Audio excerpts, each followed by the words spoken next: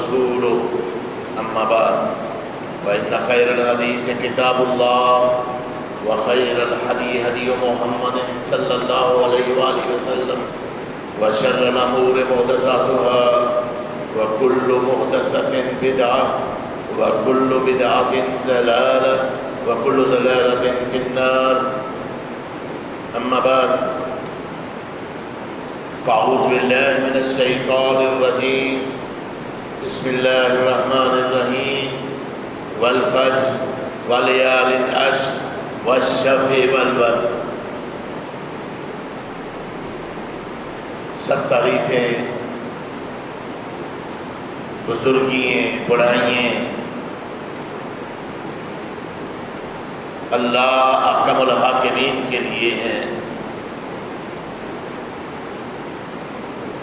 جو وحدہ لا شریک ہے، جس کے علاوہ اس کائنات میں کوئی معبود نہیں ہے. توجہ کے ساتھ اور ادھر دھیان کر کے سنیں. یہ غلط باتیں ہیں کہ ایک ادھر سے چھیڑ رہا ادھر سے چھیڑ رہا ہے اور ایک دوسرے کی طرف دیکھ رہے ہیں، کو پیچھے دیکھ رہے ہیں. بیٹا یہ خطبہ اس طرح نہیں ہوتا، نہ اس طرح سنتے ہیں. یہ تربیت گاہ ہے، اور یہاں بھی اگر آپ ٹھیک ہو کے نہ گئے تو پھر کوئی فائدہ نہیں ہوگا آپ کے یہاں بیٹھنے کا اور قرآن حفظ کرنے کا. توجہ کے ساتھ بیٹھا کریں، توجہ کے ساتھ. سب تعریفیں اسی اللہ کی ہے،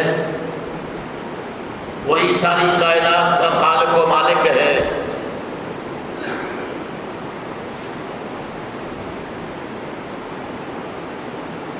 اور سید البشر امام الانبیاء جناب محمد الرسول اللہ صلی اللہ علیہ وآلہ وسلم تو اللہ احکم الحاکمین نے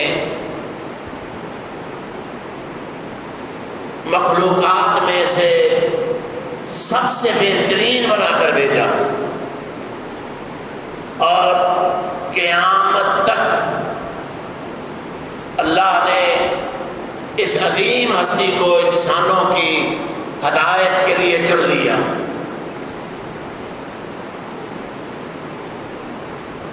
اور اللہ کے پیغمبر نبی رحمت امام الانبیاء سید الانبیاء جناب رسول اللہ صلی اللہ علیہ وآلہ وسلم نے قدم قدم پر اپنی امت کی رہنمائی فرمائی.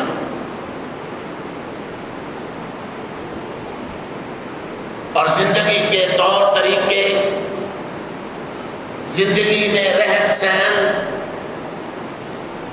اخلاقیات اور تہذیب سکھلائی. اس کائنات کو، حضرت انسان کو آپ کی ہدایت کے بعد اور کسی کی ہدایت کی ضرورت نہیں ہے.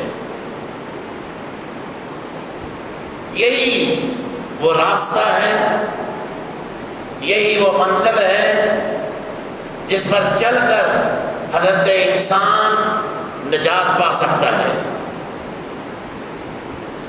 باقی سارے راستے، سارے طریقے،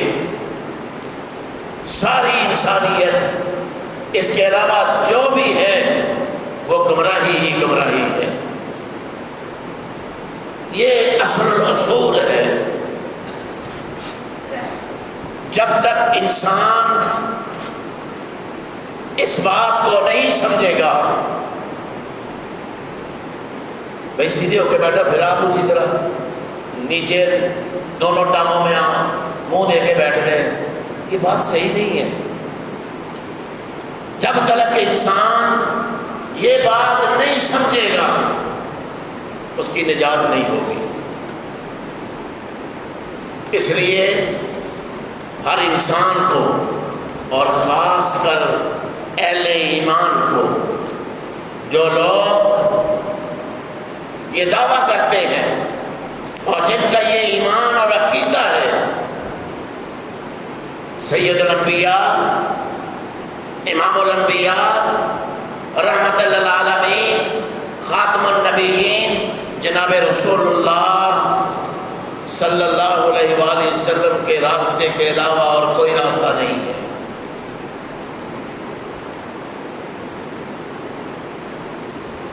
ویسے تو زندگی کے قدم قدم پر اللہ کے پیغمبر جناب رسول اللہ صلی اللہ علیہ وآلہ وسلم نے ہماری رہنمائی فرمائی ہے، اور اس روشنی میں ہم نے اس روشنی میں ہی چلنا ہے، ورنہ اندھیرا ہی اندھیرا ہو جائے گا۔ جو کچھ آپ نے فرمایا ہے اسی پر ہم نے عمل کرنا ہے، اس کے علاوہ کوئی راستہ نہیں اپنانا، اس کے علاوہ کسی کی بات اتھارٹی نہیں ہے۔ ویسے تو بہت سے کئی اور بھی دن ہیں، جس طرح لیلۃ القدر ہے، اس کی فضیلت اللہ کم الحاکمین نے بیان فرمائی ہے، 1000 مہینے کی عبادت سے بہتر ہے۔ اور جو شخص اس رات سے محروم رہ گیا وہ ہر بھلائی سے محروم رہ گیا۔ اور یہ جو دن آگے آنے والے ہیں، جن کا ذکر اللہ نے قرآن میں بھی فرمایا ہے، والفجر ولیال عشر، اللہ نے قسم کھا کے فرمایا، قسم کھا کے، فجر کے وقت کی قسم ہے یا فجر نماز کی قسم ہے۔ یہاں سے فجر کی نماز کی اہمیت کا پتہ چلتا ہے۔ اس وقت اٹھنا، بیدار ہونا اور اس پر پابندی کرنا کتنا ضروری ہے۔ جب نیند کا انسان پر غلبہ ہوتا ہے اور جن کو اس کی فکر ہے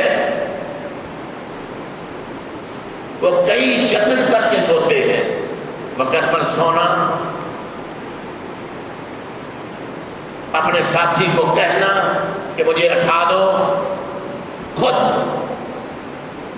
اٹھنے کے لیے طریقے اختیار کرنا، یہ شامل ہے۔ اگر خدا نخواستہ پھر بھی انسان نہ اٹھ سکے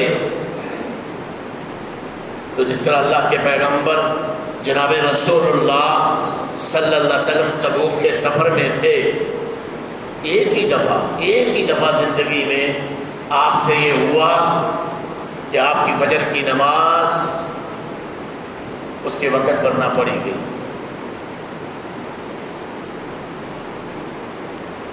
حضرت بلال کی ڈیوٹی لگائی گئی، بلکہ حضرت بلال نے خود فرمایا، یا رسول اللہ میں پہرا دیتا ہوں، میں سب کو اٹھا دوں گا۔ سفر میں اتنا تھکے ہوئے تھے کہ حضرت بلال فرماتے ہیں میں کچاوے کے ساتھ ٹیک لگا کے ابھی بیٹھا ہی ہوں کہ مجھ پر بھی نیند کا غلبہ ہو گیا۔ اور پھر سب سے پہلے سورج کی کرنوں نے پیغمبر اسلام نبی رحمت جناب رسول اللہ صلی اللہ علیہ وآلہ وسلم کو ہی اٹھایا۔ آپ اٹھے اور فرمایا اس جگہ پر شیطان کا بسیرا ہے، آگے چلو۔ تھوڑا سا آگے جا کر اسی طرح اذان ہوئی، اسی طرح اللہ کے پیغمبر جناب رسول اللہ صلی اللہ علیہ وسلم نے باجماعت نماز پڑھائی۔ اس وقت کی اور اس نماز کی اللہ اکرم الحاکمین نے قسم کھائی ہے۔ یہاں سے نماز فجر کی اہمیت اس کی اہمیت آج ہمارے دلوں میں نہیں ہے، بہت اہمیت بیان فرمائی گئی۔ وَلَيَالٍ عَشْرٍ، اور پھر 10 راتوں کی قسم کھائی اللہ نے۔ اللہ احکم الحاکمین، یہ بھی مسئلہ سن لیں، ضروری ہے، واجب ہے۔ بڑے بڑے لوگ جو اپنے آپ کو موحد بھی کہتے ہیں، ایسا بندہ موحد نہیں ہو سکتا جو غیر اللہ کی قسم کھائے، جو اپنے والدین کی قسم کھائے، جو اللہ کے پیغمبر کی قسم کھائے۔ اور اللہ کے پیغمبر جناب رسول اللہ صلی اللہ علیہ وآلہ وسلم نے دو ٹوک انداز میں فرما دیا ہے، من حلف بغیر اللہ فقد کفر، جس نے اللہ کے علاوہ کسی اور کی قسم کھائی اس نے کفر کیا۔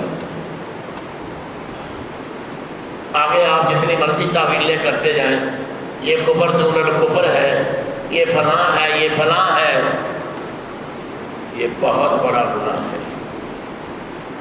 اور اللہ جس کی چاہے اپنی مخلوقات میں سے قسم کھائے، لیکن امت محمد صلی اللہ علیہ وآلہ وسلم کو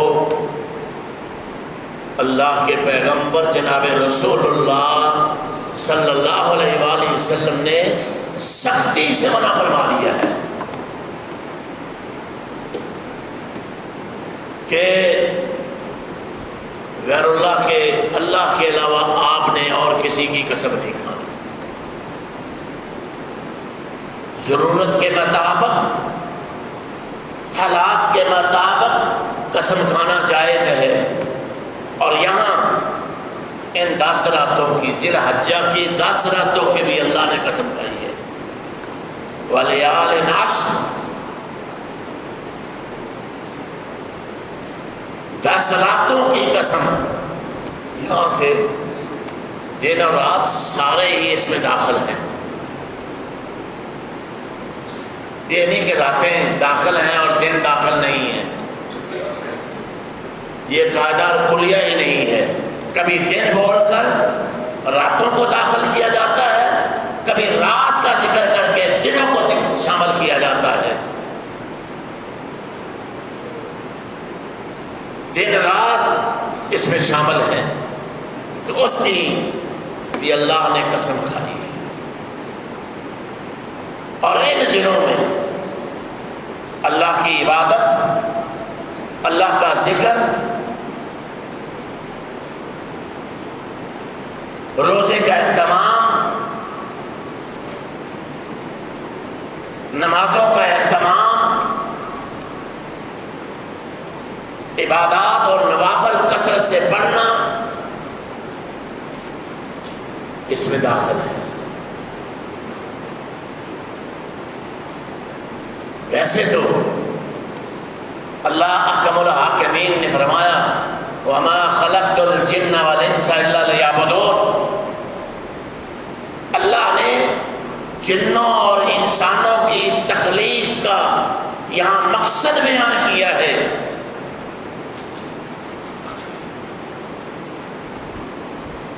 صرف کھانا پینا اور کمانا نہیں ہے،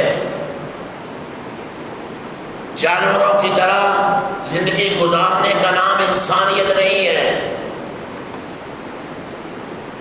اس زندگی میں ایک انسان کے لیے روحانی غذا چاہیے اور ایک جسمانی غذا چاہیے،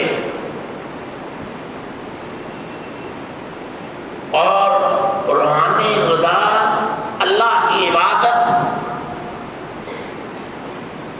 تقوی، پرہیزگاری اور اللہ اور اس کے رسول صلی اللہ علیہ وسلم کے احکامات کے مطابق اپنی زندگی گزارنا، اور جسمانی اپنے جسم کی، اپنی صحت کا خیال رکھنا، کیونکہ یہ بھی عبادت کے لیے ضروری ہے۔ انسان اپنی صحت کا اس لیے بھی زیادہ خیال رکھے، کہیں بیماری کی وجہ سے جو میرے معمولات تھے وہ ٹوٹ نہ جائیں۔ ویسے تو اللہ نے ساری زندگی فرائض تو کبھی مسلمان یہ سوچ نہیں سکتا آج نماز نہیں پڑھے گا، نماز کی چھٹی ہے، اس سال میں زکوٰۃ نہیں دوں گا، اس سال میں روزے نہیں رکھوں گا، یا یہ نہیں کروں گا وہ نہیں کروں گا۔ جو طریقہ اسلام نے دیا ہے، بلکہ اللہ نے اپنے پیغمبر جناب رسول اللہ صلی اللہ علیہ وسلم کو مخاطب کر کے فرمایا، اچھی طرح یہ بات ذہن نشین ہم کر لیں، وَاعْبُدْ رَبَّكَ حَتَّىٰ يَأْتِيَكَ الْيَقِينُ، اپنے رب کی عبادت اس وقت تک آپ نے کرنی ہے جب تک آپ کو موت نہ آ جائے، یعنی موت تک، آخری سانس تک۔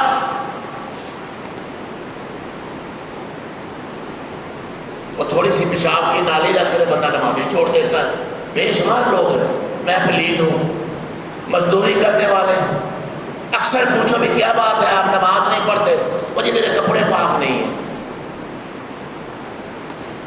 تو یہ کیسے ہو سکتا ہے کہ مومن پلید رہے؟ جو پلید ہے وہ مومن نہیں ہے، جو اپنے آپ کو پاک صاف نہیں رکھتا وہ مومن نہیں ہے۔ ایمان کا تقاضا ہے الطہور شطر الایمان، یہ دین صوفیہ کا نہیں ہے کہ جناب گندے کپڑے پہن لو، کئی دن نہ نہاؤ، سالن کسی نے اچھا رکھ دیا تو پانی ڈال لو۔ یہ اللہ کے پیغمبر جناب رسول اللہ صلی اللہ علیہ وسلم کا طریقہ نہیں، نہ ہی اسلام میں رہبانیت ہے کہ رات دن بس عبادت میں ہی لگ جاؤ، دنیا کو چھوڑ ہی دو۔ اللہ نے اس دین کو، اسلام کو معتدل میانہ روی اس میں اختیار کرنے کا حکم دیا ہے کہ اس میں میانہ روی اختیار کرو، اللہ کی عبادات فرائض کا خیال رکھو، اور باقی وقت میں اپنا کام کرو، رزق حلال کماؤ۔ بلکہ اللہ کے پیغمبر جناب رسول اللہ صلی اللہ علیہ وآلہ وسلم نے تو یہاں تک فرمایا ہے، یہ دین اتنا عظیم دین ہے کہ اللہ کے پیغمبر صلی اللہ علیہ وسلم نے فرمایا جو لقمہ تم اپنی بیوی کے منہ میں ڈالتے ہو وہ بھی تمہارے لیے صدقہ ہے۔ اپنی بیوی بچوں کے لیے کمانا، ان کو رزق حلال کھلانا، ان کی خدمت کرنا، یہ بھی عبادت ہے۔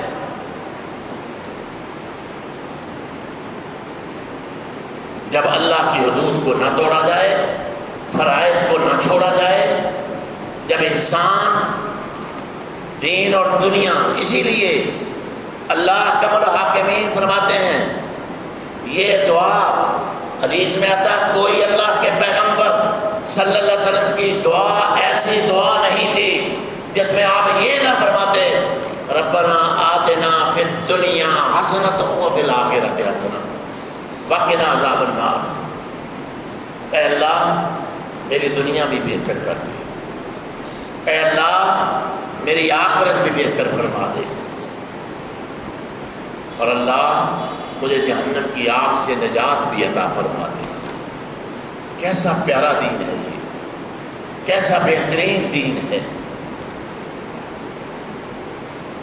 اب ہر ایک کو پتا ہے، کوئی بڑے سے بڑا ہو، ساری دنیا کا بادشاہ ہو، ایک دن آنے والا ہے جب وہ مردوں کی صف میں ہوگا، اگر پوری دنیا کا مالک بھی ہوگا، پھر اس دن اس کے کپڑے کینچی سے کاٹ کر اتار لیے جائیں گے، اور اس کو زمین میں دفن کر دیا جائے گا، اس کے ساتھ کچھ بھی نہیں ہوگا۔ اس دن وہ بے یار و مددگار ہوگا، اگر کچھ اس کے پاس ہوگا تو یہ نیک اعمال ہوں گے جن کی طرف آج ہم توجہ نہیں دے رہے۔ اس لیے اللہ نے تو انسانیت کو اسی لیے پیدا فرمایا ہے کہ اللہ کی عبادت کرے اور اس کام میں جد و جہد کرے، کوشش کرے، نیکی کے کاموں میں فاستبقوا الخیرات، تعاونوا علی البر والتقوی ولا تعاونوا علی الاثم والعدوان۔ کہیں فرمایا والذین جاہدوا فینا لنہدینہم سبلنا، آگے کیا فرمایا وَإِنَّ اللَّهَ لَمَعَ الْمُحْسِنِينَ۔ اللہ بہت بڑی بات ہے، وہ لوگ جو ہمارے راستوں میں کوشش کرتے ہیں، نیک اعمال کے لیے جدوجہد کرتے ہیں، نیکیوں کی طرف دوڑ دوڑ کر لپکتے ہیں، نیک کاموں میں حصہ ڈالتے ہیں، نیکی کو اپنے لیے فخر سمجھتے ہیں، نیکی کرنے کو عبادت سمجھتے ہیں اور اپنا فریضہ خیال کرتے ہیں، اور فرمایا اللہ محسنوں کے ساتھ ہے، اللہ نیکی کرنے والوں کے ساتھ ہے۔ اس لیے نیکی کرنا اللہ کے لیے اور دین کے کاموں میں یہ بہت بڑا اجر و ثواب ہے۔ اور پھر ان دنوں میں یہ جو دن ہے نا، خاص کر جو آنے والے ہیں، یہ خاص ہے۔ اب یہ نہیں کہ ان دنوں میں بندہ کہ ہم بہت عبادت کر لیں، بعض لوگوں کا یہ وتیرہ ہے، جو دن نہ اللہ نے مقرر کی ہے نہ اللہ کے رسول نے مقرر کی ہے۔ مثال کے طور پر معراج کی رات کو عبادت کرنا، نہ اللہ کے پیغمبر سے یہ ثابت ہے صلی اللہ علیہ وسلم کہ پورے ملک میں چراغاں کر دیا جائے، کروڑوں اربوں روپیہ ضائع کر دیا جائے، نہ 12 ربیع الاول یا جو بھی اس کو کہہ لیں، اس دن اس طرح کے کام کرنے، ہزاروں نگے چھوٹے چھوٹے مکانات اور پتہ نہیں گلیاں سجا کر رات کو سجا دو، صبح سارے توڑ دو، کروڑوں نہیں اربوں روپیہ خرچ کر دیتے ہیں۔ اور غربت اصل نے کی کیا ہے؟ اپنے محلے میں دیکھو، یہ جو آپ لاکھوں روپیہ خرچ کر رہے ہیں اس پر، اور صبح اٹھ کے خود ہی اپنے ہاتھوں سے اور پاؤں سے اس کو توڑ دیتے ہیں، دیکھو کہیں تمہارے محلے میں کوئی ایسی بیوہ تو نہیں ہے، کوئی ایسا یتیم تو نہیں ہے، کوئی ایسا بیچارہ پریشان تو نہیں ہے جس نے رات کا کھانا بھی نہیں کھایا؟ اس کو ثواب سمجھتا یہ بندہ، اور اس مولوی نے بھی اس کو یہی بتایا ہے۔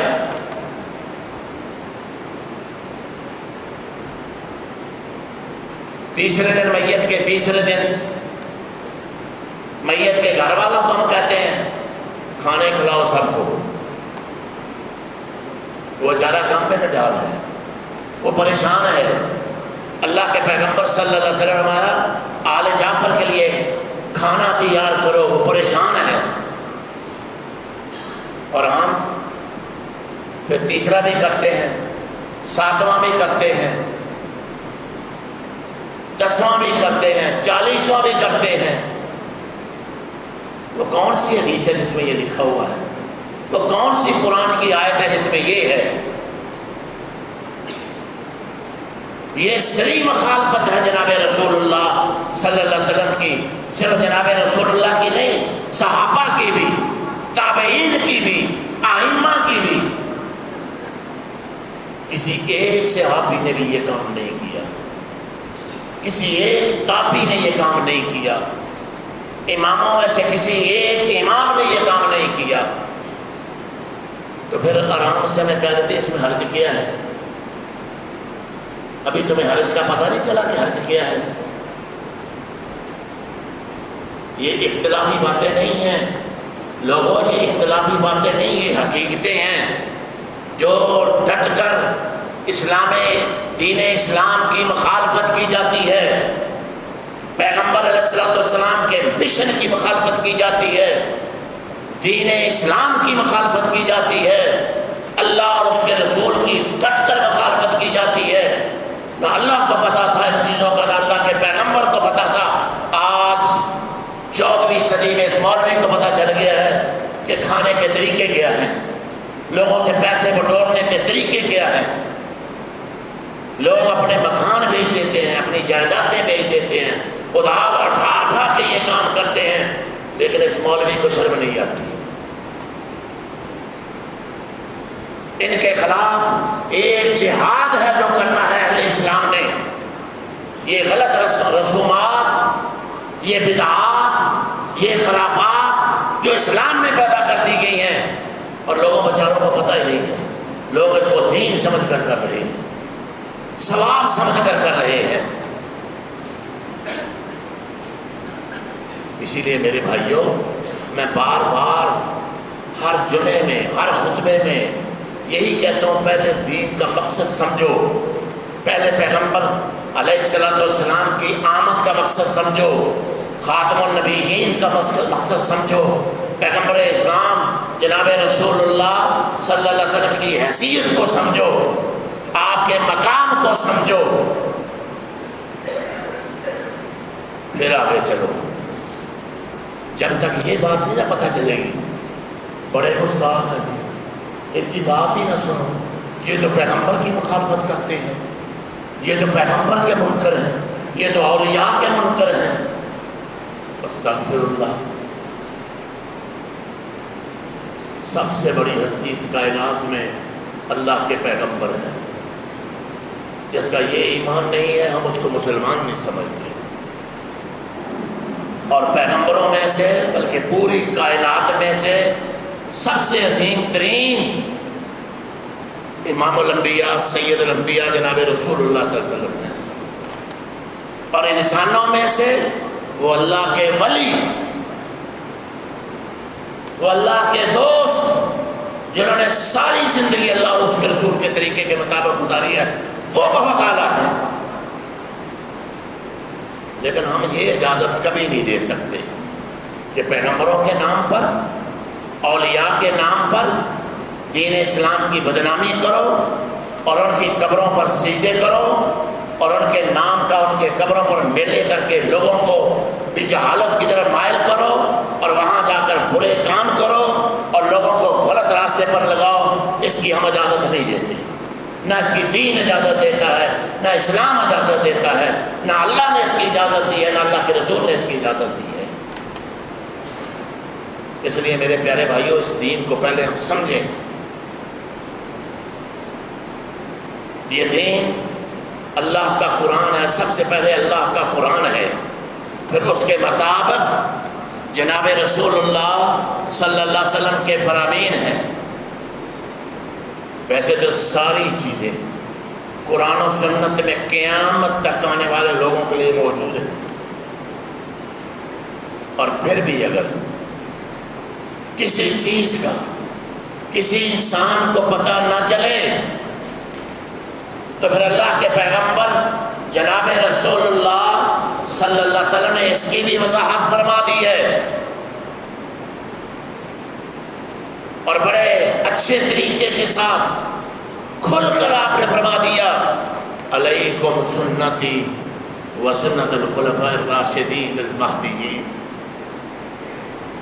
عضوا علیہا بالنواجذ۔ بہت بڑی بات آپ نے فرمائی ہے، اور پورا دین اس میں سمو دیا گیا ہے، اس میں پورا دین سما دیا گیا ہے۔ لوگوں، تم پر میرا طریقہ ہے، لوگوں میرا طریقہ ہے تم پر۔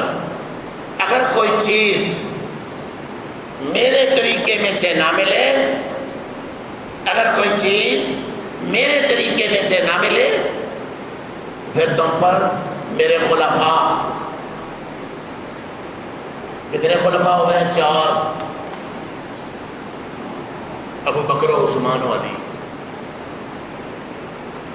جو ان میں سے کسی ایک کا بھی انکار کرتا ہے وہ راہ راست پر نہیں ہے۔ یہ بہت ہی عظیم ترین لوگ تھے۔ یہ چاروں وہ لوگ ہیں، اس کے علاوہ بھی تھے لوگ، چلو سارے صحابہ کے بارے میں، سارے صحابہ کے بارے میں اللہ نے اعلان فرما دیا، رضی اللہ عنہم ورضوا عنہ، اللہ ان سے راضی ہو گیا اور وہ سارے اللہ سے راضی ہو گئے۔ کوئی کسر باقی رہ گئی ہے؟ صحابہ کے بارے میں ایک صحابی کے بارے میں بھی، ایک صحابی کو بھی برا کوئی، اسی لیے فرمایا اللہ فی صحابی لا تتخذوا غرضا من بعدی، اور لوگوں لا تسبوا صحابی، پیارے پیغمبر صلی اللہ علیہ وسلم فرما گئے لوگوں میرے صحابہ کو گالی نہ دو، میرے صحابہ کے بارے میں اللہ سے ڈرتے رہو۔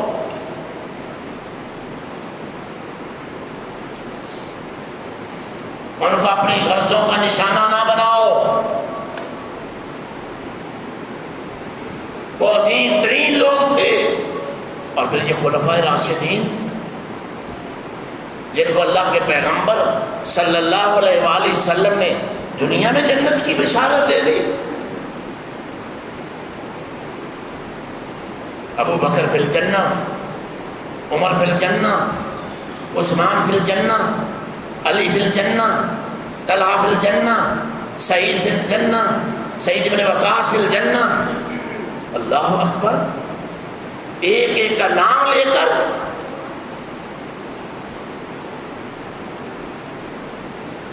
پھر کون ہے جو اللہ کے پیغمبر جناب رسول اللہ صلی اللہ علیہ وآلہ وسلم جن کو جنت کا سرٹیفکیٹ دنیا میں عطا کر دیں، پھر ان کو کہیں کہ یہ تو نعوذ باللہ دین سے پھر گئے تھے، یہ لوگ دین سے خارج ہیں۔ تو یہ لوگ وفادار تھے، انہوں نے اللہ کے پیغمبر جناب رسول اللہ صلی اللہ علیہ وسلم کا ایک ایک پیغام لوگوں تک پہنچایا۔ تو بھائی دوست، میں یہ کہنا چاہتا ہوں کہ یہ ساری بدعات چھوڑ دیں۔ اگر مجھ پر یقین نہیں آتا تو پھر میں یہ بات کہنے میں حق بجانب ہوں کہ بھائی قرآن کھول لو، جتنا حدیث کا سرمایہ ہے رسول اللہ صلی اللہ علیہ وسلم کے فرامین ہیں،